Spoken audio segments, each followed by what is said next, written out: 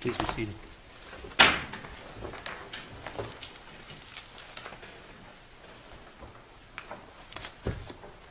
Good morning.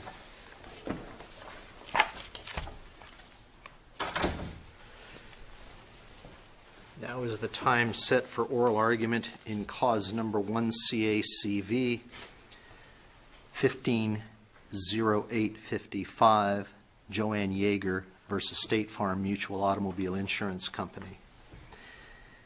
For your information, these proceedings are being both audio and video recorded today, so barring any unforeseen technical problems, which we would have no knowledge as to how they would need to be fixed, you can critique yourselves on YouTube in a couple of weeks.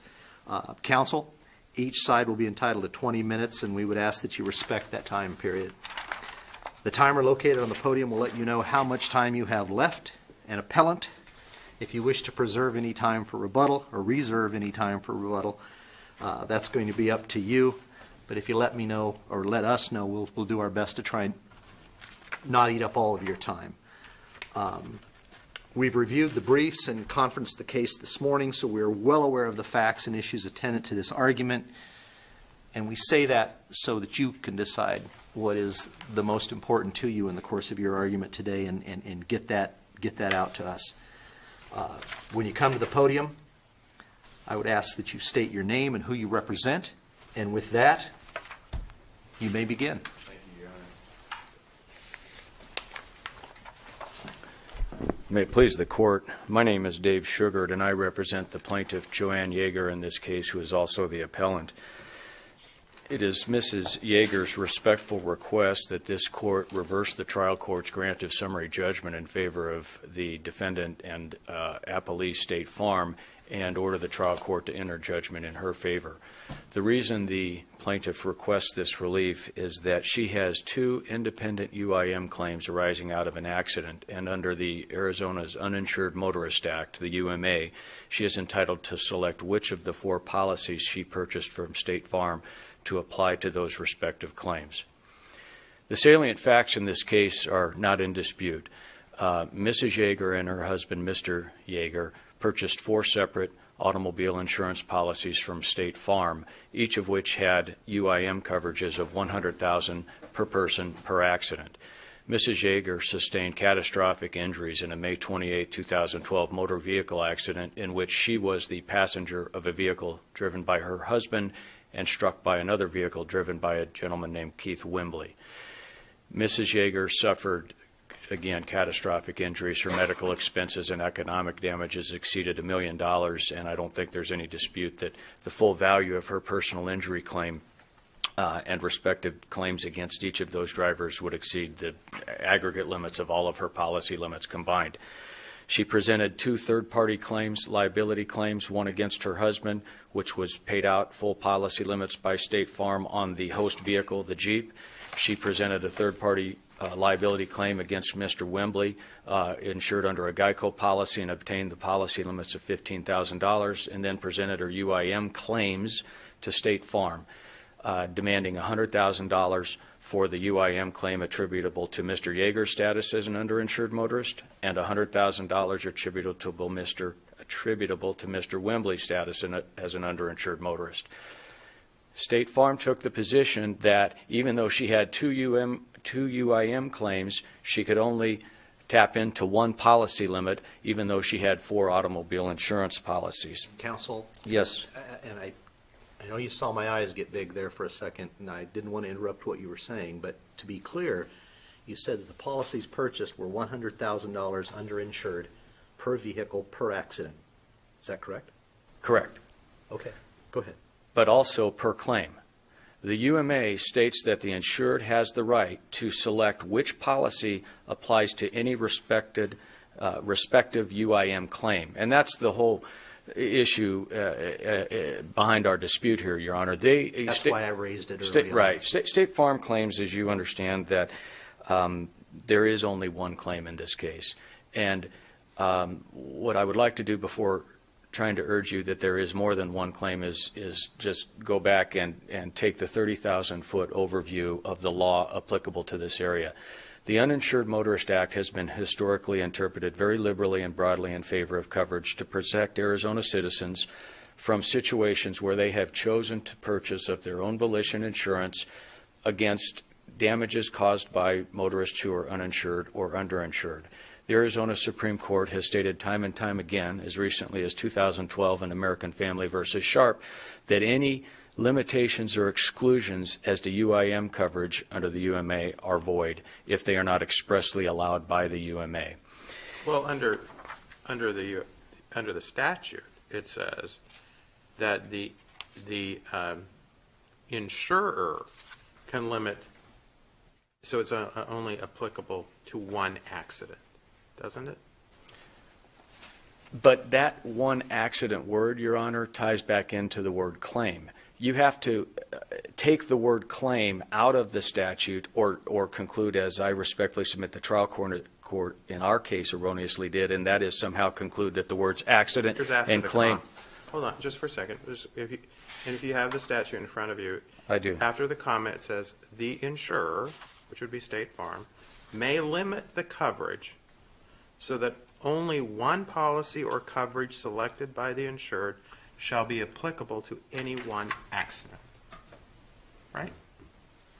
That's correct. So, but it ties back into the word claim.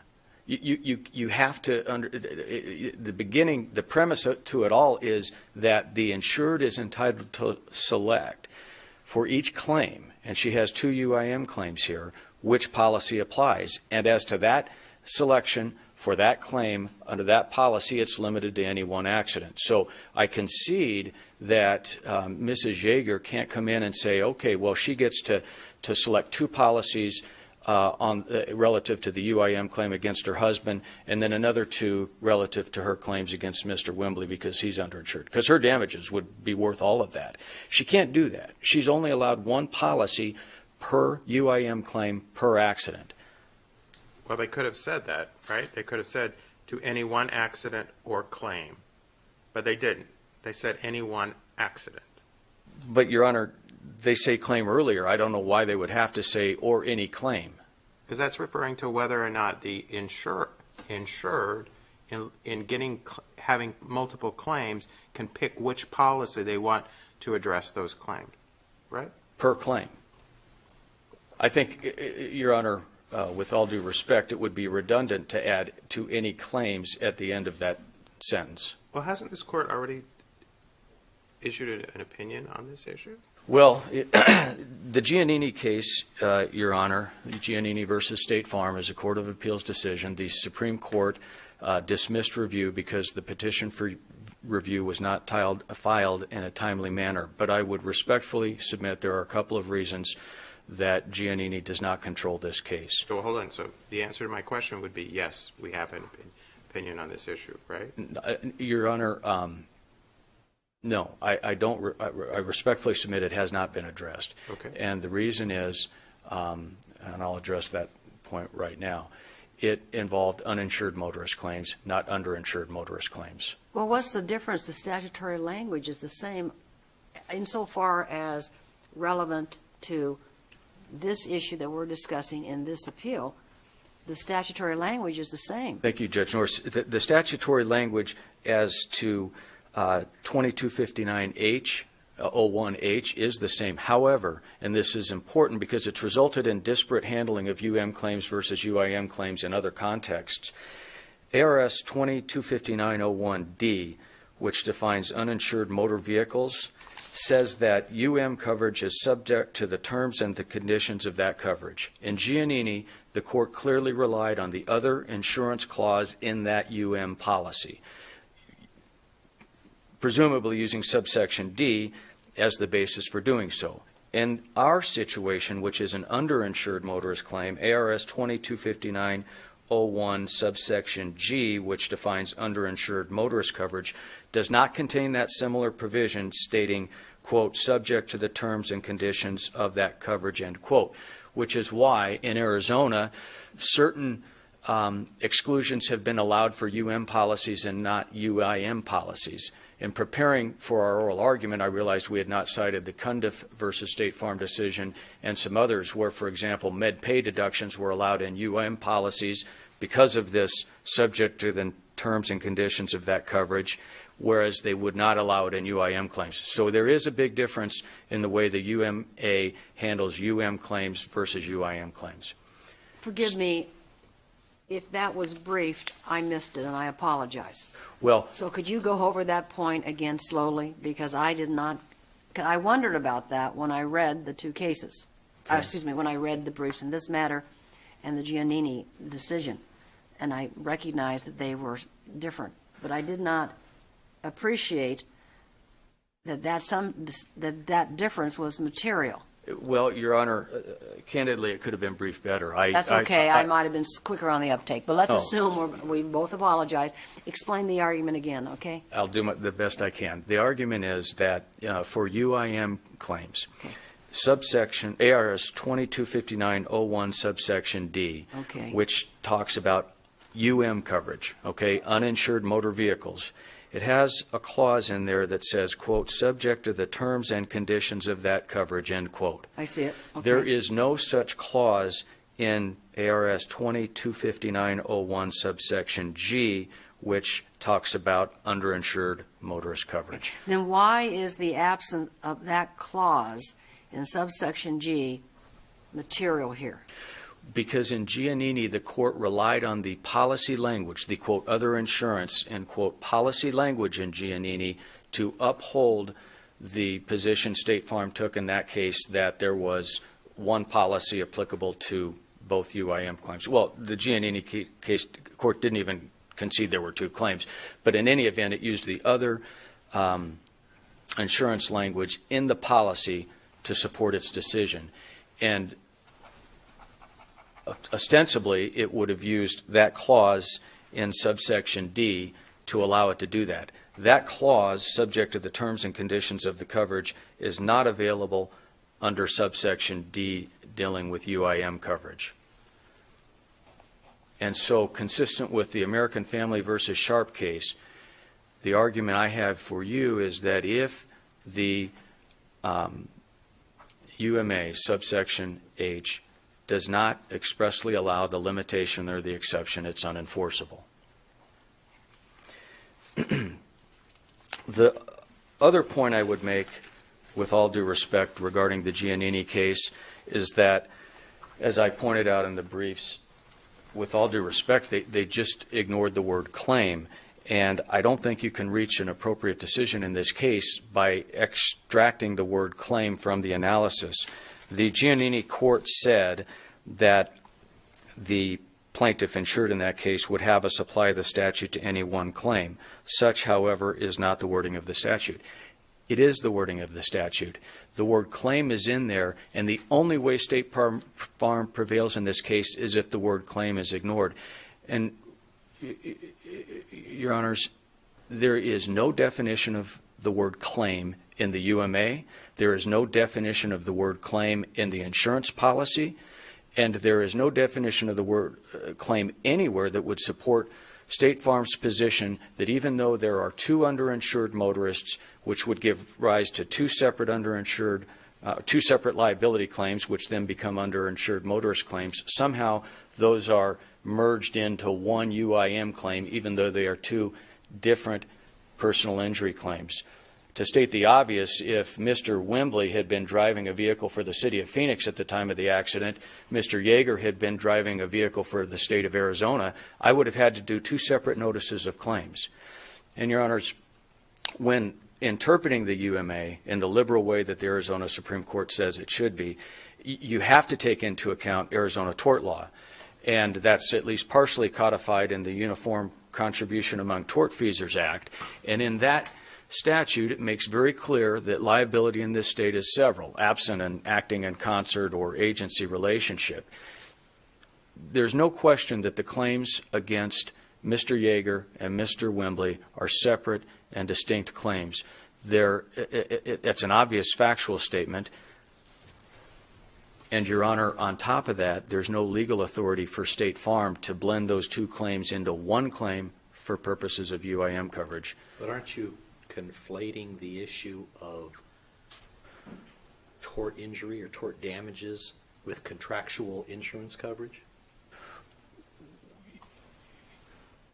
In part, but Your Honor, in response to that, I would say I don't think you can possibly construe the UMA without taking into account or invoking Arizona tort law, because how else are you going to ever determine whether somebody is uninsured or underinsured if you don't know what Arizona law is relative to fault and damages? To me, those are non sequiturs. I'm sorry, I just don't see the one giving rise to the other. Well, you can have a bus full of people and only have one policy that covers it, a claim for the injury, correct? that's true. And so I don't understand, if you've contracted for a certain coverage through a specific carrier, how it is that the number of people in the vehicle begins to control what the insurer's contractual liability is under the given tort that arises. Can you Thank you. frame that for me? Sure. I'm trying to communicate something different than how many people might have claims or how many people in the vehicle. My point relates to how many claims there would be against the respective tortfeasors causing the accident. Under Arizona tort law, clearly the claim against Mr. Yeager is distinct from the claim against Mr. Wembley. There is nothing in the law or the facts that merge those two claims into one simply because the third-party liability insurance is exhausted and they become UIM claims. But do the appellees argue that you don't have two claims? Yes. Okay, because what I read is they've got one coverage regardless of the number of claims they have. They say that it is two acts of negligence that result in one UIM claim. That's in their briefing. Based upon one accident. Correct. And that's my point. That's where I was trying. But they, Mr. DiCiancio can correct me if I'm wrong. I believe they will take the position there is one UIM claim at issue in this case, and that's why she can't select to go under one of the other four policies she purchased. Okay. And that's the crux of our dispute. I mean, it's just so I'm clear. It is our position that they have a faulty premise here. Their premise is there's one UIM claim. There's nothing in the law that would support that argument. They have two Mrs. Yeager has two UIM claims. And, Your Honor, I would like to reserve some time in rebuttal, but I would close by saying this. If you really look at the public policy behind all of this and what's fair, the fact is if State Farm's position is upheld, the Yeagers purchased illusory coverage because only two of their policies would have ever applied for their UIM claims here, and there would never have been a reason for them to purchase 100, 300 UM or UIM coverage under those third and fourth policies. It's illusory coverage because there would never be a scenario for UIM purposes where they would have ever needed more than two policies. And that's simply, it's just not fair, number one. And number two, it flies in the face of the public policy behind providing people full indemnity up to the amount of insurance they purchased. State Farm argues if they just had sold one policy to the Yeagers instead of four, we wouldn't be here because there would be multiple vehicles listed under one policy. Well, State Farm chose to sell them four policies. The UMA gives them the right to select which of the four policies applies to each respective UIM claim. And But isn't that, I mean, Mrs. Yeager may not have been properly advised by State Farm, and that's why she bought this this multiple coverage. But that's a different issue. But isn't the idea behind the statute is that whether the insurance carrier gives or the insured purchases one policy or multiple policies, when they're going to be basically treated the same, that you get one payout of underinsured motorists for an accident. You don't get multiple payouts, whether you do four policies, as in this case, or one policy, as in another case. well, I don't think so, because the language of the statute says that if multiple policies apply to a claim, take out the word accident, apply to a claim, the insured may select. And so the Yeagers had, if you want to call it the benefit or the fortuity of having four policies here available and two UIM claims, the statute gives them the right to select. And there's nothing that's But been... we've just come full circle because the statute also says that the insured may limit coverage to any one accident. For that claim. Oh, it says so that only one policy or coverage shall be applicable to any one accident. And again, I don't mean to frustrate you, but it all ties back to one claim. You have to take the word claim out of the statute to reach the result that State Farm is urging in this No, it says may case. limit the coverage so that only one policy or coverage shall be applicable to any one accident. And I'm going to risk frustrating you. It all ties back to the one claim. I agree we cannot stack.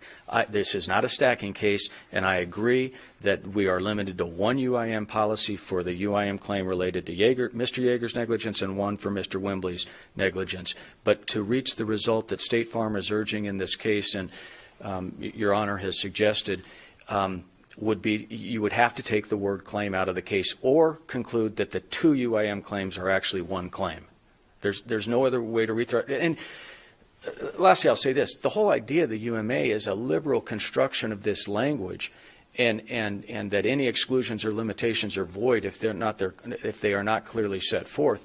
And with all due respect, Your Honor, the word claim is not superfluous in this statute. The legislature doesn't put words in there that have no meaning. It means something, and State Farm has no basis to suggest it means two UIM claims merged into one. I'll save my 30 seconds for later. Thank you. Thank you, counsel.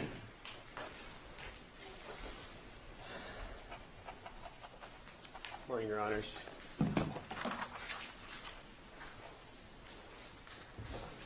Joel DeChancio on behalf of Appalachia State Farm Mutual Automobile Insurance Company, along with my partner, Christopher Robbins. Counsel, why don't you start off by telling us if State Farm sold illusory policies? And No. then take us from there into the areas that you know we're concerned about, please. Absolutely. No, they didn't sell illusory policies, and here's why. Arizona insurance law has always held that when you buy a policy, you buy coverage for four wheels for a car. So when you buy four policies, conceivably you could have four exposures in four cars at any given time. If you have a family of four people, all of whom drive, conceivably all four could be driving separate cars at separate times, and conceivably all four could be involved in automobile accidents at the same time. So what insurance law and what the courts in this state have always held is that you get coverage for four wheels, and that's all and I think that's what the statute recognizes here, is that you buy an underinsured motorist policy on this set of four wheels, you buy a policy on this set of four wheels, you buy a policy on this set of four wheels, but you only get coverage for the policy under that set of four wheels regardless of the circumstances, and that's what the legislature has seen fit to do with respect to this particular provision. So it does matter. If you look at the argument that they're advancing, it actually treats insureds dissimilarly, because you could have an insured who's injured in exactly the same scenario while occupying a set of four wheels, having the same exact injuries with the same exact damages, who paid the same exact premium for the same exact number of policies, yet because of the fortuity that there's two tortfeasors as opposed to one, this insured gets more coverage than that insured. The interpretation we advance actually treats all insureds similarly. You get the same amount of coverage for your four set of wheels, regardless of there's one tortfeasor, two tortfeasors, or three tortfeasors. When you buy insurance, you don't try to protect yourself due to the sufficiency or the fortuity of the number of tortfeasors. You do it based on the applicable limits. If you want to have coverage for catastrophic injuries, you buy coverage for catastrophic injuries. You buy an umbrella policy that has underinsured motorist coverage. You buy on your policies limits of $500,000 or $1 million. All of that is available. The amount of coverage that you choose, remember this is a voluntary coverage that you choose to insure yourself and your loved ones, you get to make those decisions, insurance decisions, based on the limits, not based on the fortuity of the number of potential tortfeasors. And that's consistent with the public policy. What the courts have said in Arizona with respect to the liberal interpretation is we'll interpret it liberally, and that we won't enforce limitations or exclusions not allowed by the statute. But here, that's irrelevant in this case, because here we have a limitation provided by the legislature. Contrary to counsel's comments, Giannini never even cited the policy. His argument here, and really in all fairness, Your Honors, this is the first time we heard the Cundiff argument. If you look in their table of authorities, you won't see Cundiff cited either in their opening brief or their reply brief. This is the first time we're hearing it today, so we're sort of ambushed by it. But we can handle it because, well, and I'll handle it right now. The issue in Cundiff had to do with the enforcement of an offset provision, the provision of can you offset workers' compensation under uninsured and underinsured motorists. And the reason that provision about uninsured motorists is subject to the terms and conditions of that coverage, the reason that mattered in that case is because when you look at whether you can offset coverage under underinsured motorist coverage, the Supreme Court looked to the definition of underinsured motorist coverage, which said all you can offset is liability coverage. That's it. Can't offset anything other than that. The uninsured motorist definition doesn't have that kind of a definition. So with respect to offsets, that's the only time uninsured and underinsured motorist coverage has been treated differently. If you go back throughout the history, and I could have briefed this if I had known this argument was going to be made today. If you go back over the history of uninsured and underinsured motorist coverage, you will find uniformly from the beginning of time to the present that uninsured and underinsured motorist coverage has always been treated exactly the same. When a court held that uninsured motorist coverage was portable so that it followed the person, not the car, the next case was, and also underinsured motorist coverage is portable. When there is a case on whether you could stack uninsured motorist coverage, there is also a case on whether you could stack underinsured motorist coverage. When there is an issue of whether a particular other insurance clause applied in an uninsured context, the next case was whether it applied in an underinsured context. And if you go back through the history of jurisprudence on uninsured and underinsured motorist coverage, you will see that UM and UIM have always been treated the same.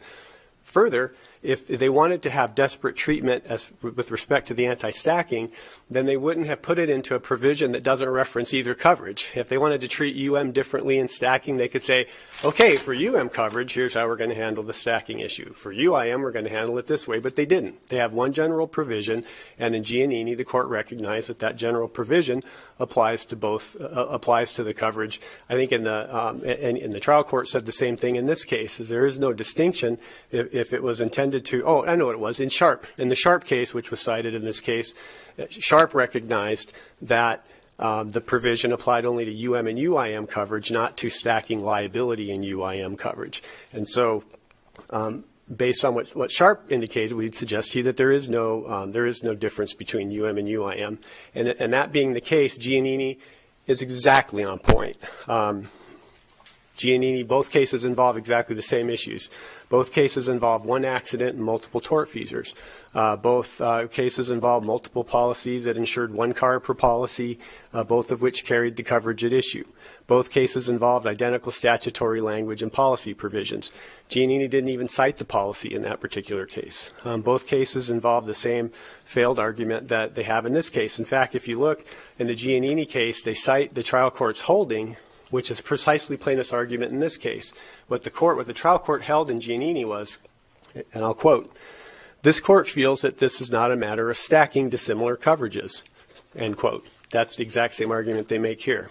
The court went on to say, "It is a matter of invoking two separate policies for the negligence of two separate tortfeasors, both of whom are uninsured, so that the uninsured coverages in both policies are subject to the claim of plaintiff, provided there is no double recovery."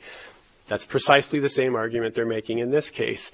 And the Court of Appeals and Giannini said, no, this is a stacking case, and no, you don't get to do that. There is no reason to treat the number of tortfeasors as a dispositive issue when the accident is the accident. There's one accident, the injuries are sustained in that accident, and there's no reason to differentiate between that. I'm not quite sure where to begin. I take it what you have just said is responsive to the argument that there is somehow a meaningful distinction here between underinsured and uninsured. The argument that there is no meaningful distinction with the purposes of anti-stacking. Right. Because for a couple reasons. One, if there was, then you would think the legislature would see fit to address stacking separately. With respect to uninsured motorist coverage, this is how we're going to treat it. With respect to underinsured, this is how we're going to treat it. Because that's what they did with respect to offsets. With respect to offsetting workers' comp, the underinsured motorist definition says you can only offset liability coverage. So unless you can convince us that workers' comp is liability coverage or MedPay is liability coverage, then it doesn't apply. The UM definition doesn't have that kind of language. So when you're talking about a particular issue and you're interpreting the statute, if that particular issue can be done by looking at the definitions of the coverages, that's different. But that's not what's at issue here. And that's why every other general proposition about UM and UIM, portability, offset provisions, UM and UIM have always been treated identically. And there's the stacking provision should be no different. And this actually makes sense if you actually look at the statutory language, because it's kind of a circular argument that they make in this case, because they keep wanting to go back to that word claim, and they want to take out the word accident, but then they argue to you that you don't need to put a word in. So they want you to. They claim that we're ignoring a word, but yet they're ignoring a word. So if you look at the actual provision, that issue, we could talk about it, because they talk about disjunctives and all that crazy grammar stuff that I did terrible at in school. But I'll give it a shot. Matter in this state. Yeah, Justice Bales' decision. Commas are important. Commas matter. The first disjunctive in the case is if multiple policies or coverages purchased by one insured. So there's one disjunctive there. What I think the legislature is trying to do with the statute is trying to capture all different scenarios. So with the first disjunctive, policies or coverages, there are clearly, and this is a fact, there clearly are cases and insurers who issue one policy per car. State Farm is one of those companies. But there are also companies who issue one policy that covers 6 vehicles. Now the premium for that policy is probably 6 times as much as the single policy, single car. But so the premium's probably the same, but instead of issuing policy number 1 here, policy number 2 there, policy number 3 there, they just issue one policy and they list all the vehicles on that, like a fleet type policy.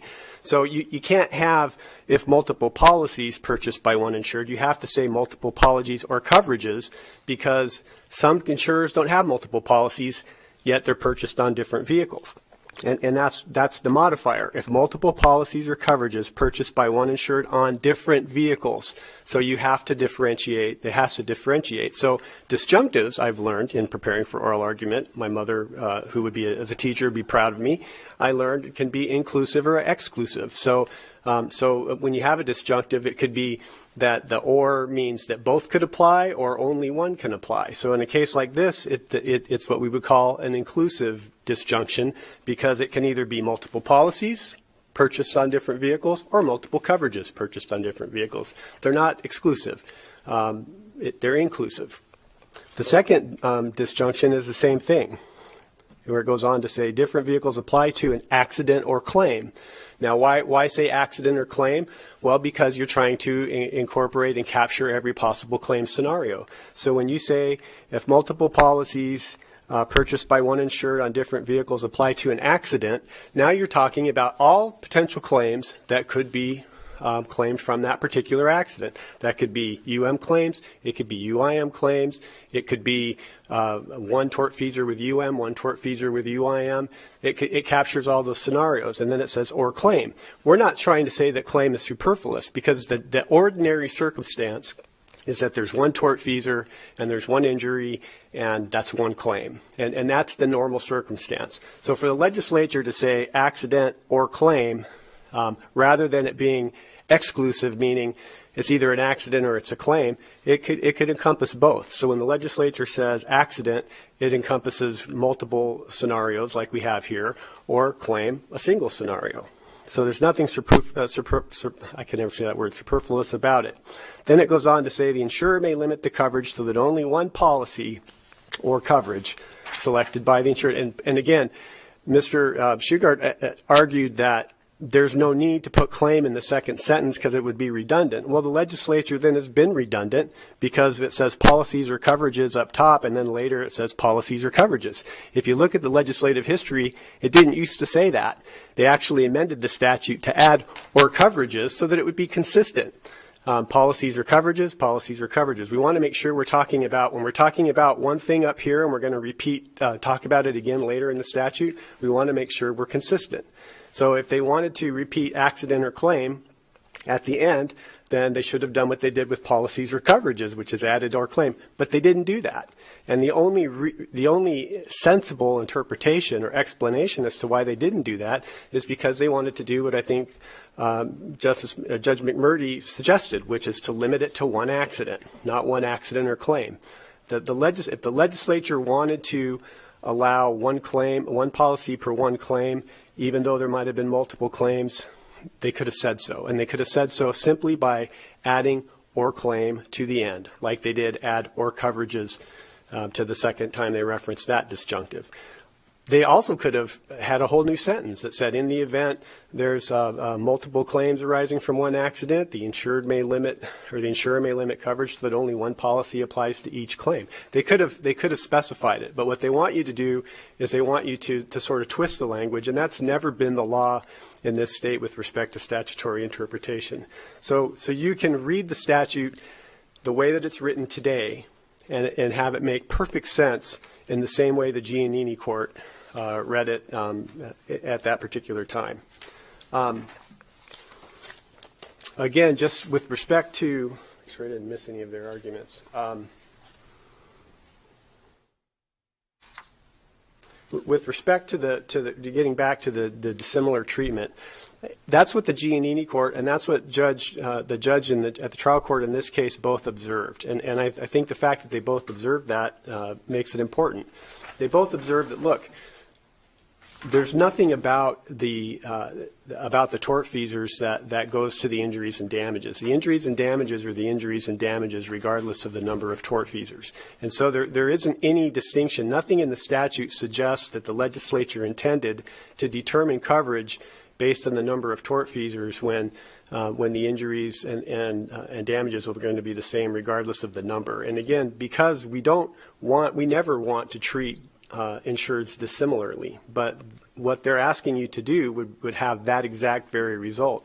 We could have two insureds with the exact same circumstance having different coverage just because of the number of tortfeasors. And in those kinds of circumstances, now we can see what will happen. Bad faith cases being filed because the insurance company should have found a second tortfeasor 5% liable when they didn't find him 5% liable. And so now if they had found him 5% liable, it would have doubled the amount of coverage. And so those are the kinds of issues that would exist if you do what they're asking you to do. And this is not an issue of how many claims there are. We assert that there's one claim. State Farm has one claim file on this case because a claim is an accident from State Farm's perspective. That's what the trial judge said too. A claim is an accident. And that's what the statute says. Unless you have any other questions, I don't think I have anything else to say.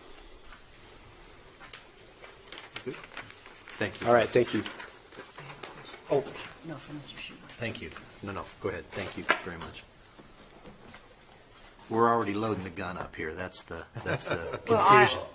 I wanted to ask you questions, and I don't want to take your 35 seconds, so can you? Hold the clock. Okay, please. hold the clock. Okay. Okay, thank you. In your opening remarks, you mentioned subsection D of 225901. Did you actually mean subsection E? Because D is the uninsured motor vehicle definition. Didn't you mean the uninsured motorist coverage? Yes, you're correct. Okay, so I that's okay. I just want to make sure. It's Because I want to subsection make E. sure I understand the argument. Okay. And in fairness, I mean, the fact is, I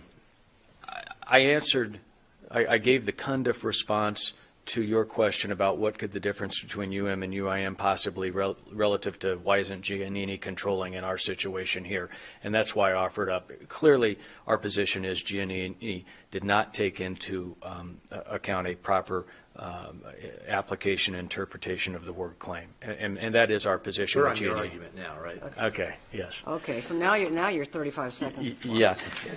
To wrap it up, although Mr. DiCiancio did this at the end, their position is there's a single claim for UIM coverage. That's not supported by the facts of the law. And the fact is, UIM coverage is portable. It does go with the person, not the four wheels. And in our case, there were 4 policies. Any fortuity about how much coverage is there inures to State Farm's benefit because they sold this family 4 policies, and she's availing herself of what the UMA allows her to do, and that is selecting different policies for different UIM claims. And you didn't hear anything from Mr. DiCiancio that would change that or argue against that analysis. So thank you very much, Your Honors. Thank you. Counsel, we were looking forward to this argument, and you did not let us down. Not an uncomplicated area. Thank you. We're going to take this under advisement at this time, and we will issue our decision in due course. Again, thank you. We're adjourned. You good?